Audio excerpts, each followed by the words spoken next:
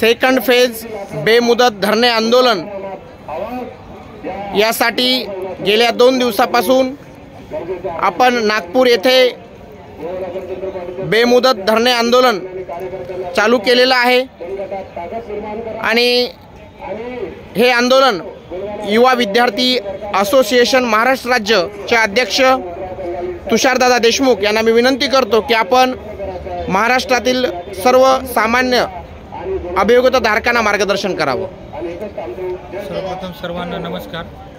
तर मित्रांनो, आपण मागील 3 दिवसापासून हिवाळी अधिवेशनाच्या पार्श्वभूमीवर सेकंड फेज शिक्षक भरती संदर्भात आंदोलन छेडले होते आणि प्रामुख्याने आपल्याला पुणे येथे आंदोलन करायचे होते, परंतु सर्व प्रशासकीय अधिकारी व मंत्री महोदय आणि नुकताच झालेल्या मंत्रिमंडळाचा शपथविधी व नवीन सरकार आलेले सत्तेवर झालेले आरूढ या सर्व बाब लक्षात घेता आपण नागपूर येथे हिवाळी अधिवेशन दरम्यान आंदोलन करणे महत्त्वपूर्ण होते, परंतु आंदोलनाचा कालावधी हा 5 दिवसाचा आहे आणि त्यात 4 दिवस फक्त हाऊसचं कामकाज म्हणजेच विधिमंडळाचं कामकाज चालणार आहे। ते कामकाज आज बंद होतं सायंकाळी।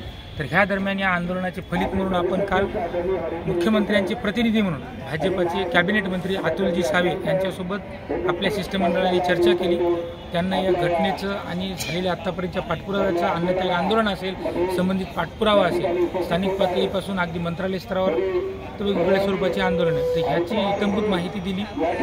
त्यांनी या संदर्भात लवकरच मुख्यमंत्री व दोन्ही उपमुख्यमंत्री यांच्याकडे व संभाव्य शिक्षण मंत्री यांच्या माध्यमातून आपल्याला न्याय देण्याची व लवकरच त्यांची भेट घडवून आणण्याची आश्वासित केली। सोबतच दुसरी बाब म्हणजे आशिष जयस्वाल राज्यमंत्री यांच्याही माध्यमातून आपण पाठपुरावा केला असता आशिष जयस्वाल यांनीही लागलीच देवासी त्यांचे जे ऑफिस सुप्रिटेंडेंट आहेत त्यांना लागलीच पत्र तयार करून माननीय मुख्यमंत्री महोदय व उपमुख्यमंत्री महोदय यांच्याकडे लवकरात लवकर पाठपुरावा करण्याचे आश्वासित केले। यासोबतच सर्व राज्यातील विधिमंडळाचे अनेक सदस्य असतील, वणीचे आमदार दरेकर साहेब असतील, त्यासोबत संभाव्य मंत्री महोदय कॅबिनेट मंत्रिमंडळात नुकतेच समावेश झालेले भरतजी गोगावले, यासोबतच आपले कालचे नागपूर पदवीधर आमदार सुधाकरजी आडबाली साहेब, यासोबत आपल्या नांदेडचे दोन्ही अनुक्रमे आमदार कल्याणकरजी, त्यानंतर बोंढारकर साहेब, त्यानंतर मेसरामजी, अशा अनेक विधिमंडळातील सदस्यांनीही दखल घेतली। तर ह्याच बाबीवर आत्ता जे संभाव्य मंत्री शिक्षण मंत्री म्हणून ज्यांचा समावेश होणार आहे असे दादाजी भुसे व प्रकाश आंबेडकर साहेब यांच्या दोघांच्याही शिवसहायकांची आत्ताच चर्चा झाली। आत्ताच आपली एक 5 ते 6 प्रतिनिधी त्यांच्याशी चर्चा करणार आहे व संबंधित बाबीची आत्तापर्यंतच्या सेकंड फेज लढ्याची व आपल्याला दिलेल्या दोन्ही लेखी आश्वासनाची माहिती त्यांच्यापर्यंत पोहोचवणार आहे। तर तत्पूर्वी उद्या आंदोलनाची अधिवेशनाचा शेवट असल्याकारणाने आज हे आपण आंदोलन कालच्या चर्चेवरून व आजच्या चर्चेवरून स्थगित करतोय। एवढेच मी या माध्यमातून आपल्या सर्वांना सांगू इच्छितो। तरी पुन्हा आपला हा लढा निरंतर पद्धतीने चालूच राहील जोपर्यंत आपला हा लढा पूर्णत्वास जाणार नाही तोपर्यंत। तरी मी पुढील मार्गदर्शन व झालेला इतिवृत्तांत सांगण्याची विनंती ब्रह्मानंद मोरे सरांना करतो। नमस्कार मित्रांनो, महाराष्ट्रातील तमाम अभियोगधारकांना नमस्कार।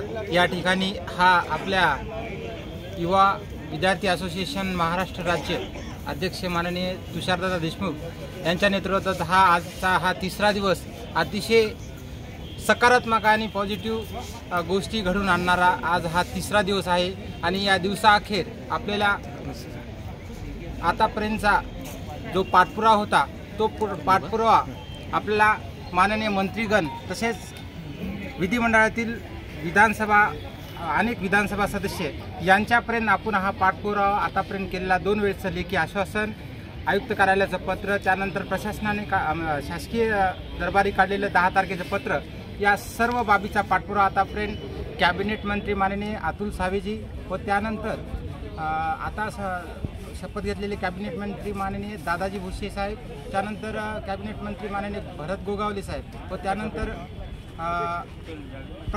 प्रकाश आंबेडकर साहेब व तसेच त्यानंतर डॉक्टर आशिष जयस्वाल साहेब, या सर्व मंत्री महोदयगणांना या ठिकाणी आपण योग्य तो पाठपुरावा करून त्यांच्याशी अतिशय मोठ्या प्रमाणात चर्चा केलेली आहे आणि त्यांनी सकारात्मक या ठिकाणी आपल्याला चर्चा करून त्यांच्यातर्फे पाठपुरावा करण्याचं पत्र त्या ठिकाणी लगेच निर्गमित करण्याचे सूचना त्यांच्या संबंधित PA ना दिलेल्या आहेत आणि त्या सूचनेनुसार यानंतर आपल्याला जो आपला पुढचा लढा आहे, पुढची दिशा आहे ती म्हणजे आता यानंतर जे शिक्षण मंत्री असणार आहेत ते शिक्षण मंत्री ठरल्या त्या ठिकाणी अतुल साहेब यांनी आश्वासित केलेलं आहे की शिक्षण मंत्री झाल्या तुमची जी सेकंड फेज आहे ती सेकंड फेज सुरू करू असं त्यांनी सकारात्मक आश्वासन या ठिकाणी दिलेलं आहे।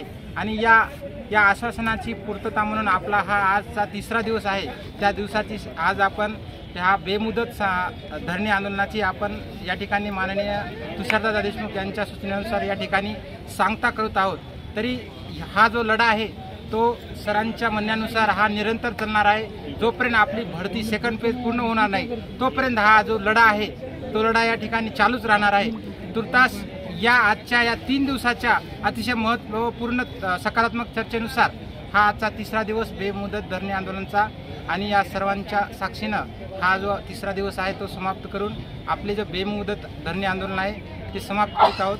पुढील मार्गदर्शन करण्यासाठी मी पुनश्च एकदा माननीय तुषारदादा देशमुख यांना विनंती करतो।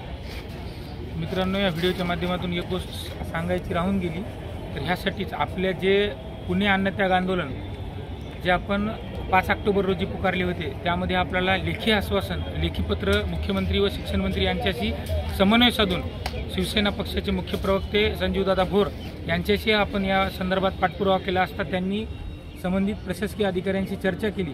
सर्व सेकंड फेजची प्रक्रिया पूर्णत्वास आली आहे।